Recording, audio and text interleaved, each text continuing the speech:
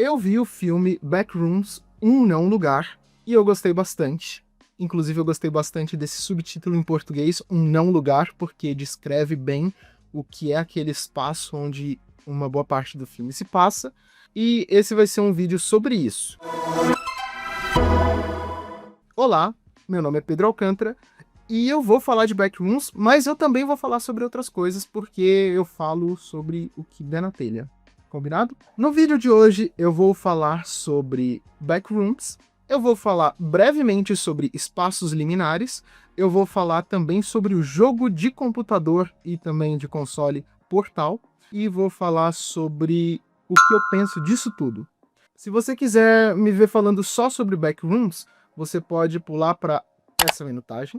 Se você quiser me ver falando só sobre espaços liminares, você pode pular para essa minutagem. Se você quiser me ver falando só sobre Portal, você pode ir para essa minutagem. E se você quiser só saber o que eu penso disso tudo, você pode ir para essa minutagem. Mas se vocês assistirem ao vídeo na ordem em que eu vou falar, eu acho que a conversa pode ficar mais legal. Não se esqueça de curtir o vídeo, se inscrever no canal, ativar o sininho caso você não seja inscrito e não tenha o sininho ativado.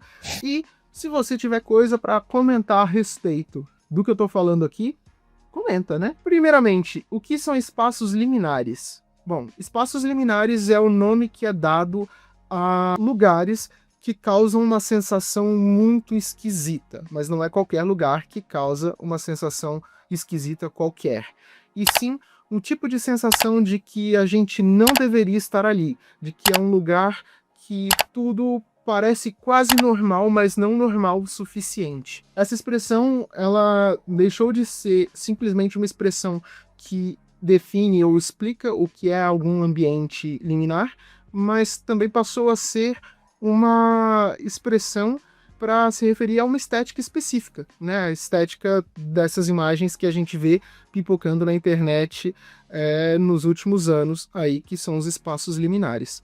O canal Central Pandora tem um vídeo muito legal e bem longo falando só sobre espaços liminares e tem definições bem aprofundadas e dá um contexto histórico bem legal, então eu vou deixar no card que vai aparecer em algum canto aí a indicação desse vídeo, se eu lembrar disso, que é um vídeo bem legal. Mas a gente pode pensar, resumidamente, em espaços liminares como locais de transição, locais por onde a gente passa, mas não presta tanta atenção assim, e que a gente sabe que a gente não deveria ficar parado ali. Mesmo que essa descrição não se refira especificamente a nenhum lugar que você lembra logo de cara, você sabe do que eu estou falando, porque você provavelmente já viu essas imagens, etc. Mas toda a questão de espaços liminares começou a surgir na internet nos últimos anos, e eu tenho a sensação de que isso tem a ver um pouco com a pandemia. Mas eu já vou falar um pouquinho mais sobre isso mais pra frente nesse vídeo. Por mais que os espaços liminares tenham começado a aparecer mais na internet nos últimos tempos, toda a discussão de espaços liminares só me faz lembrar de Portal, que é um dos meus jogos eletrônicos favoritos de todos os tempos, que você provavelmente conhece. Se você não conhece, deveria conhecer, e se você conhece e nunca jogou, deveria jogar, porque é um jogo divertidíssimo. Chega a ser um pouco irritante em alguns momentos, quando você está jogando pela primeira vez, mas ele é bem imersivo. Resumidamente, a história é de uma mulher que acorda num lugar esquisito, que parece ser um centro de pesquisa, e ela é colocada para testar um equipamento que abre portais em câmaras de teste, que são quebra-cabeças que você tem que ir passando.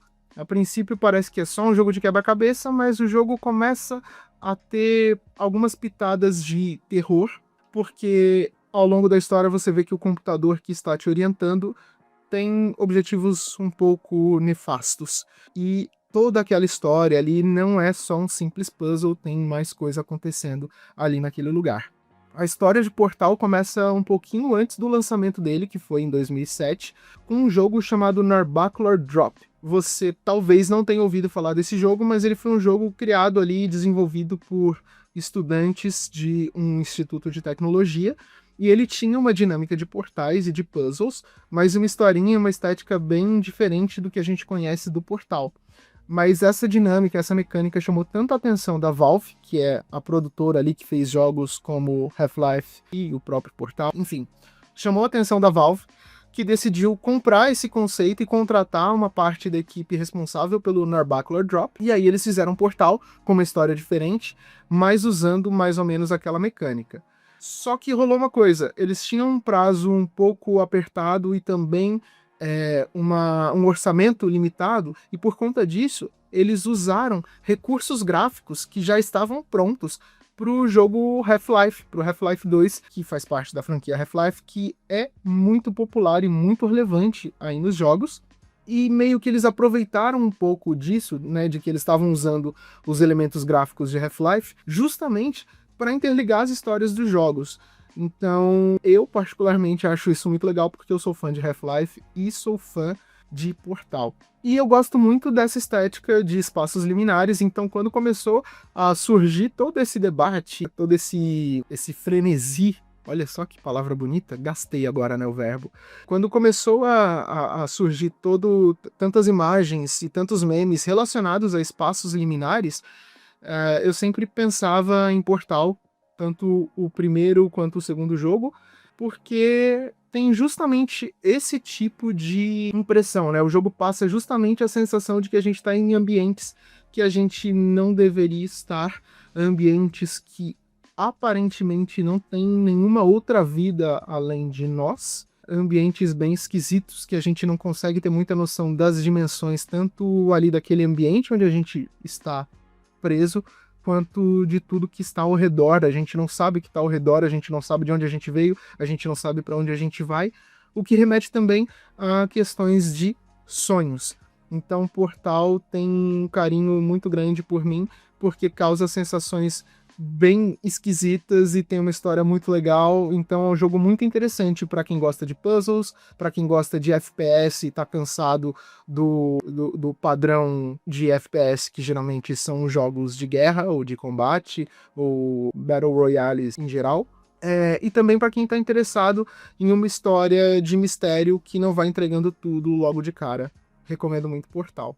E falando em recomendações, a gente chega aí ao ano de 2026, o ano em que foi lançado o filme Backrooms, inspirado numa série feita para a internet. Isso tudo aí é bem interessante porque a gente está vendo a nova geração de artistas levando para o mainstream o que antes estava limitado só à internet. O contexto aí das Backrooms é o seguinte: é uma creepypasta. Para quem não sabe o que é creepypasta, creepypastas são basicamente as lendas urbanas da internet. Esse nome creepy vem de assustador em inglês e o pasta é de paste, que é colar, porque tecnicamente as creepypastas, assim como lendas que surgiram fora da internet, né, seja do folclore, sejam lendas urbanas, elas vão sendo passadas adiante e fica até muito difícil de rastrear a origem. Então elas são copiadas e coladas, e ninguém nunca sabe quem foi que inventou aquela história. E algumas delas até parecem ser verdade, a gente nunca tem uma confirmação plena. As Backrooms, por si, apesar de serem consideradas uma creepypasta por conta da origem na internet, não é uma coisa que segue exatamente esse padrão de ser copiado e colado, que a gente não sabe a origem. As Backrooms surgiram ali num post do 4chan, aquele fórum bem esquisito onde tem de tudo, até o que não é muito legal, em que uma pessoa desconhecida publicou uma foto de uma sala meio esquisita, com umas paredes meio estranhas, e fez um textinho que dizia mais ou menos que aquilo eram as Backrooms, que são um espaço que tá meio que do lado de fora da realidade, sabe?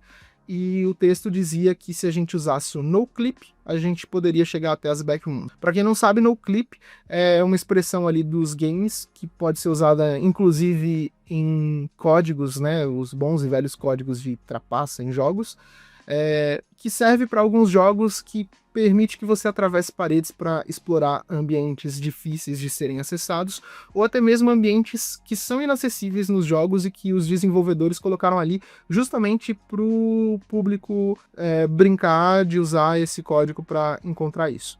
Dá para usar o NoClip nos jogos da Valve como Half-Life e Portal, que eu comentei aqui um pouco nesse vídeo. Surgiu essa lenda aí no 4chan, de que existiam esses espaços, que a gente pode até chamar de não lugares, onde você iria parar se você atravessasse as paredes da realidade. E essa historinha, essa lenda, é o suficiente para a gente imaginar várias coisas bem interessantes, inventar histórias a respeito disso, o que é bem legal, é divertido porque estimula bastante a criatividade e rende muita coisa bacana. E eu falei que as backrooms não tinham exatamente o mesmo padrão de creepypastas, porque além de ser uma coisa que as pessoas sabem qual foi o primeiro lugar onde foi postado, né, que foi o 4chan, as pessoas sabem qual foi o post. Recentemente, descobriram a origem da imagem que foi utilizada ali, que, se eu não me engano, foi um espaço comercial que estava em reforma. Ainda assim, é uma história bem legal. Mas por que que isso virou filme? Bom, um cara chamado Kane Parsons, também conhecido como Kane Pixels, decidiu fazer uma série de curtas-metragens para o seu canal no YouTube. Se você procurar o canal dele, que tá como Kane Pixels, você vai encontrar ali os curta-metragens de Backrooms. Talvez outras pessoas tivessem feito curtas-metragens ou jogos ou projetos inspirados em Backrooms antes do Kane Pixels ou Kane Parsons, mas sinceramente a primeira vez que eu ouvi falar dessa história toda foi com os curta-metragens dele. E depois que ele fez esses curta-metragens e toda a história das Backrooms se popularizou, aí muita gente começou a fazer meme, fez curta inspirado nos curtas dele, fez jogos, então o negócio acabou ganhando todo um alcance muito grande na internet, principalmente entre o pessoal mais jovem. Tem muita teoria sobre as backrooms, tem muito joguinho, tem muita trend nas redes sociais de vídeos curtos sobre as backrooms, mas o que rolou foi que o Kane Parsons fez muito sucesso porque ele demonstrou um talento muito grande para fazer um terror muito caprichoso, muito legal, muito elaborado. E aí aquela produtora A24 ou A24, para quem for mais chique, viu o potencial dessa história e decidiu dar ao Kane Parsons uma oportunidade e recursos para levar aquilo que estava só no YouTube para os cinemas. E deu certo? Deu muito certo, porque é um filme muito legal. A gente assistiu essa semana no cinema, foi muito divertido. Inclusive, eu preciso comentar uma coisa bem legal que aconteceu no cinema, que foi totalmente contra a experiência que a gente vem tendo nos cinemas ultimamente, que é a sala em que a gente assistiu o filme estava cheia de adolescentes, e eu esperava que eles fossem fazer uma bagunça e atrapalhar a experiência de todo mundo, mas tirando uma pessoa que estava ali na frente, que fez uns stories no meio do filme, que eu acho meio besta, a sala estava toda comportada. Era uma molecada ali que estava bem interessada em simplesmente ir pro cinema para ver o filme. O que falar sobre o filme? Os atores estão muito bem, eu gostei muito do elenco. A direção do filme tá muito legal. Boa. A dublagem tá legal, dá pra assistir dublado. Porque que tem os nossos amigos ali do banco, tá bom. Assim que é... A dublagem tá boa porque o pessoal caprichou ali no filme. Quem quiser ver dublado vai curtir o filme. Os planos, os enquadramentos, eles são muito legais porque demonstram ali que o Kane tava com os recursos e com a liberdade e a oportunidade para contar a história que ele queria contar. Então a gente tem planos que são um pouquinho mais longos do que a maioria dos filmes tenta impor, né? Não é um negócio corrido, acelerado, agitado. O filme aproveita o fato de que é para ser lançado e assistido a princípio no cinema, então ele não é um filme found footage, igual os curta-metragens que estão no YouTube, mas ele não abriu mão da linguagem de found footage, então a gente tem trechos do filme em que a gente entra ali no found footage, que é uma linguagem que eu particularmente gosto muito, porque aumenta a imersão da gente na história, principalmente em histórias de terror. Afinal, a gente se sente participando da história, mas sente mais desespero ainda porque a gente tá ali no meio e não pode fazer nada a respeito. Essa mescla ali de linguagem tradicional com found footage ficou muito bem feita. Não parece forçado, não tá esquisito. E toda a ambientação do filme tá muito legal. Não tem um monte de jumpscare à toa. O filme não é todo acelerado do nada. O filme não tenta assustar a gente só mostrando cenas sanguinárias e gore. Não que isso não tenha valor, mas precisa fazer sentido, precisa ser bem feito, né? E nesse filme não tem isso o tempo todo porque não é necessário para se contar essa história. E eles ainda aproveitaram que eles tinham ali toda a duração de um longa-metragem para trazer reflexões sobre a personalidade dos personagens e como isso conversa com o horror liminar que é apresentado ali. Então, eu adorei a experiência de Backrooms, Um Não Lugar. Tô muito ansioso porque eu vi boatos, eu não sei se já foram confirmados, de que eles vão fazer mais um filme, pelo menos, uma sequência. E eu também vi as entrevistas do elenco e do diretor, e o pessoal diz coisas muito legais a respeito do filme, né? Para quem não sabe, os curta-metragens eles foram feitos majoritariamente com computação gráfica, porque era praticamente impossível para um adolescente ter recurso financeiro e espaço físico para montar aqueles cenários, então ele fez com computação gráfica e usou ali a linguagem de found footage dos anos 90 para ter uma qualidade de imagem menor, o que disfarçava ali a computação gráfica. Mas agora eles puderam ter um set real. Eu li que o pessoal da equipe, inclusive, se perdia no set de filmagem de vez em quando, o que é um pouco engraçado e chega a ter até uma graça metalinguística, né? De que o pessoal da equipe das backrooms se perdeu nas backrooms físicas. E o diretor tem umas declarações muito legais e eu concordo muito com a forma como ele enxerga a arte e o cinema em geral. E isso me deixou muito feliz. E eu também li um trechinho de entrevista em que ele disse que ele tem interesse em dirigir uma adaptação cinematográfica de Portal. E se você não sabe o que é Portal, porque você pulou a parte do vídeo em que eu falo o que é Portal, volta para esse trecho aqui do vídeo, por favor. E o que eu penso de tudo isso, por mais que eu já conhecesse os espaços liminares ali no final dos anos 2000, mesmo que não com esse nome, e por mais que essa estética em si não tenha surgido recentemente, mesmo que a gente tenha começado a chamar dessa forma nos últimos anos, todos os memes, todas as creepypastas, todas as correntes a respeito de espaços liminares começaram a surgir ali entre 2019 e 2020, que foi justamente o início de um período muito triste da história recente da humanidade, que foi a pandemia do Covid-19. E eu acho que isso reflete muito a forma como a gente estava vendo o mundo, principalmente o pessoal mais jovem, que estava começando ali a sua vida profissional, ou que estava ali na escola ainda fazendo homeschooling, porque se a gente for pensar na definição de espaço liminar, são ambientes de transição em que a gente supostamente está preso, a gente não sabe como a gente chegou, a gente não sabe como a gente vai sair.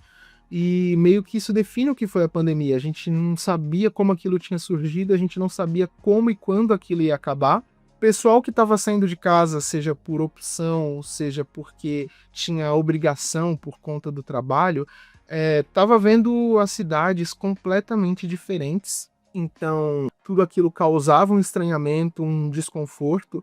E quem estava em casa estava vendo a sua casa, que é o ambiente de descanso, de distração, de tranquilidade, se tornando também um ambiente de trabalho ou de estudo. Ou seja, os ambientes estavam deixando de ser o que eles eram. E é por isso que eu acho que os espaços liminares e essa estética ter se tornado tão popular na internet é um exemplo muito legal de como a arte e como a nossa expressão humana conversa com o momento em que a gente estava vivendo, que foi muito triste e felizmente passou.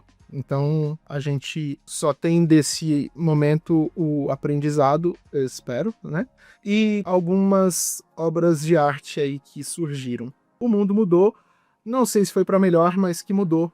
A última coisa que eu tenho para falar sobre Backrooms é que eu tenho quase certeza de que o diretor é muito fã de Kairo, por conta de algumas coisinhas, alguns elementos visuais que tem na obra, e também por conta de uma campanha publicitária que eles fizeram para divulgar o filme, que era um pessoal com traje de radiação, se eu não me engano, em Londres, colando fitas adesivas em paredes aleatórias onde supostamente teriam passagens para as backrooms. Se você não sabe o que é Kairo, você pode ver o vídeo que eu fiz falando sobre esse filme, que é um dos meus filmes de terror favoritos, é um filme muito legal e, obviamente, foi comentado aqui no canal. Falei tudo que eu tinha pra falar, espero que você tenha assistido tudo, pode ter sido na ordem que você quis e tá tudo bem, você tem essa liberdade, mas eu sempre sinto vontade de falar sobre outras coisas, então logo logo eu volto com mais vídeos e como sempre, isso não é um aviso, é uma ameaça.